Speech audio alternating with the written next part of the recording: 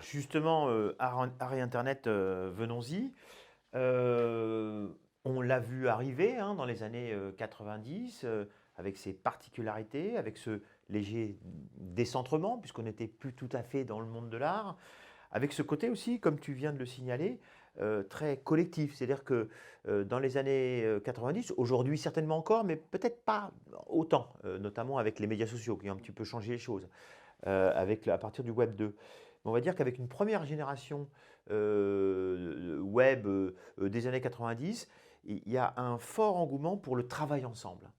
Chez les artistes qui pratiquent ce que l'on nommait à l'époque, ce que tu nommais aussi toi, le net art, l'art de l'Internet. Oui. Alors c'est drôle parce que mes recherches sur le net art ou sur l'art par, pour et avec Internet ont commencé à Toulouse alors que j'étais en doctorat. Ça, c'est pour la petite histoire avec Anne Sauvageau et Michel Léglise. On avait eu une commande de la délégation aux arts plastiques en Île-de-France qui visait à précisément observer les dynamiques de création collective sur Internet. Donc ça a été une première entrée que d'aller à la rencontre de collectifs, incident.net et autres, pour voir la façon dont ils s'emparaient de ce réseau-là.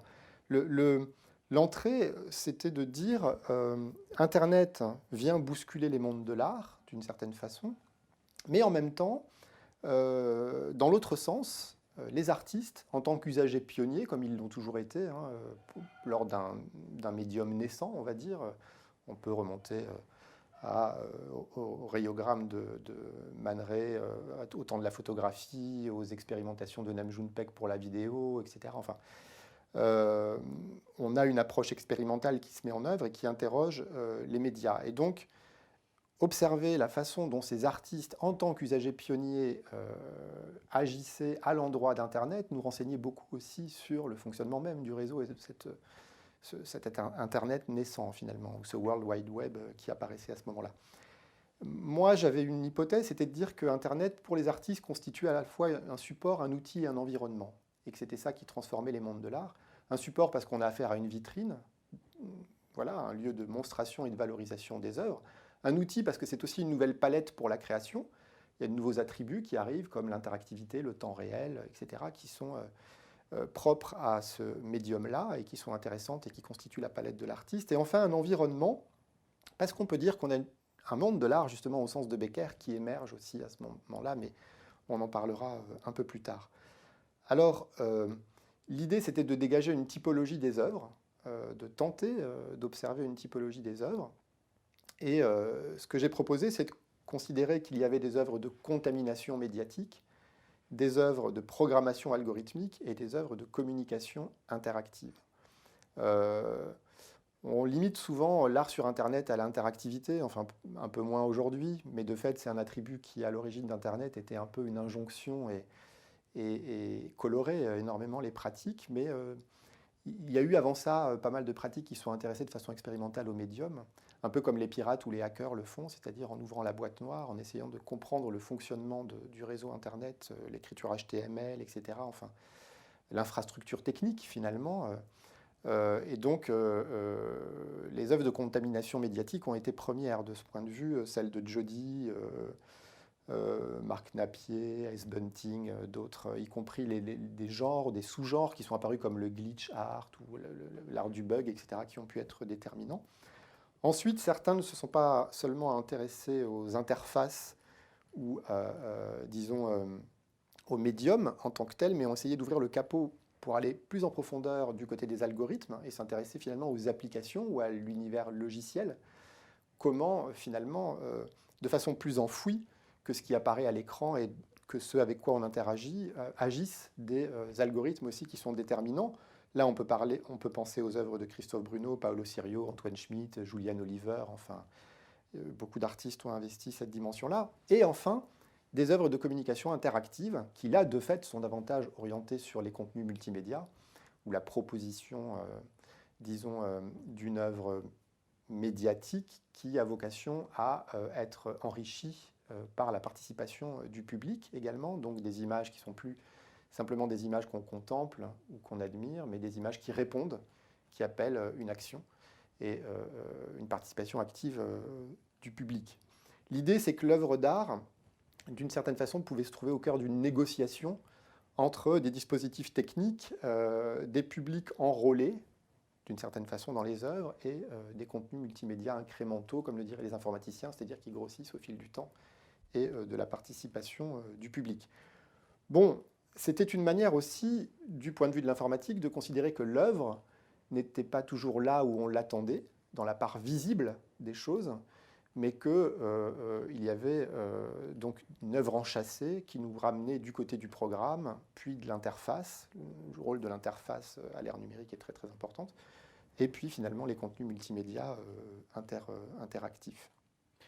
Alors, ce qui nous permet, quand tu parles de programme, d'interface, de revenir à la question du savoir-faire, la plupart des artistes que tu as cités, souvent connaissaient déjà, se sont mis à la programmation, ou tout au moins au langage HTML déjà à l'époque, puis à d'autres langages comme le JavaScript ou d'autres technologies propriétaires qui ont émergé et ont continué d'émerger.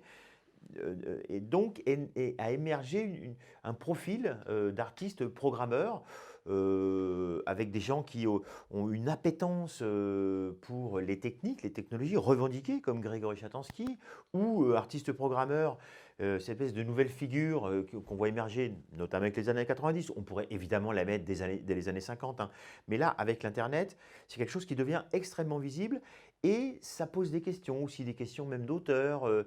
En tout cas, il y a une nouvelle figure qui émerge. Il y a toujours des artistes qui vont collaborer avec des programmeurs, comme il y en a toujours aujourd'hui, mais il va y avoir cette figure de l'artiste programmeur. Mm, mm. Oui, c'est à l'occasion de ces recherches autour de art et Internet, les nouvelles figures de la création, que est né le désir que j'ai eu ensuite, hein, de travailler sur les configurations et les collaborations interdisciplinaires entre artistes, ingénieurs, artistes et scientifiques. On en parlera un peu plus tard, mais disons qu'il y avait à la fois des geeks, des gens qui étaient nés avec Internet et qui étaient passionnés de technologie auparavant, bien entendu, mais qui se sont ouverts à l'art, c'est-à-dire que finalement, on a toute une génération d'artistes qui est née de façon ad hoc, comme ça, avec le réseau, hein, qui ne l'était pas auparavant. C'est une première configuration. Et puis, on a aussi une incitation de pas mal d'institutions artistiques à ce que certains artistes contemporains interrogent le médium Internet. Les premières expositions qui ont eu lieu étaient assez intéressantes de ce point de vue et assez drôles du reste, hein. Celle au MAC de Lyon en 95 avec les économiseurs d'écran, etc. C'est des commandes passées à des artistes de réaliser des pièces pour Internet, alors même que ces derniers ne maîtrisaient pas la programmation, le code HTML, etc. etc. Et souvent, un petit peu comme au temps de Experiment in Art and Technology, on donnait à Bill Viola ou à d'autres les ingénieurs du studio, et Bill Viola a témoigné du reste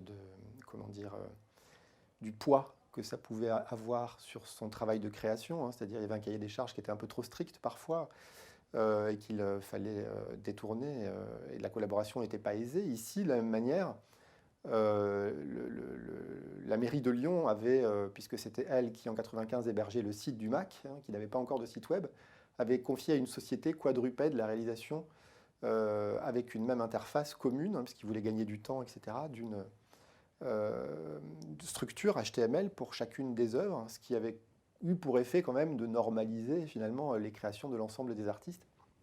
Et donc il y a des situations comme ça qui étaient assez étranges avec ce double mouvement, c'est-à-dire à la fois des non-artistes qui viennent à l'art et qui maîtrisent parfaitement les rudiments de la programmation et de l'écriture HTML, et des artistes qu'on invite à s'intéresser à cette forme de médium, mais qui peut-être font des œuvres qui n'interrogent pas les spécificités mêmes de ce média ou de ce médium.